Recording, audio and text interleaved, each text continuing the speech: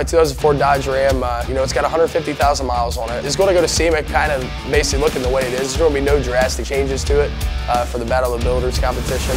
The paint on the truck, it's all airbrush. The silver, the blue, and the outlining is all, you know, your standard automotive paint.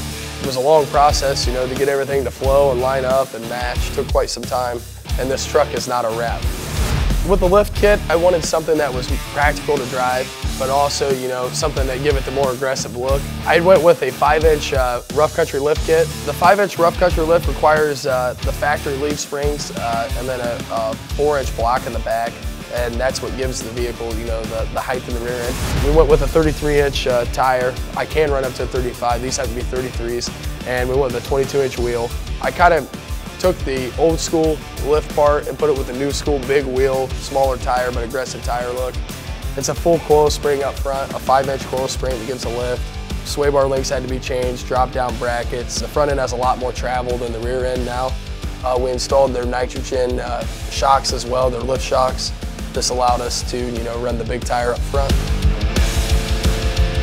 The engine of the truck is a 5.9 common rail Cummins. They come factory in them. We ended up putting 100% extra G injectors in it, full body injectors. I did PPE's dual CP3 kit. I then went with a Taterbilt S369. It's got a stainless diesel second gen swap that brings the turbocharger up top rather than in a stock location that was down below. The interior is definitely my most favorite part of the vehicle. The headliner has a freehand ram head on it. The seats, they're beautiful. I ended up getting them done like this, and they turned out great. The door jambs and the door panels actually match the exterior. They flow together. All the trim has been painted. It's pretty wild inside here. Honestly, I'm excited my truck's going, but I'm excited to go out and see other people's builds. I think I'm more excited just to actually be invited to SEMA.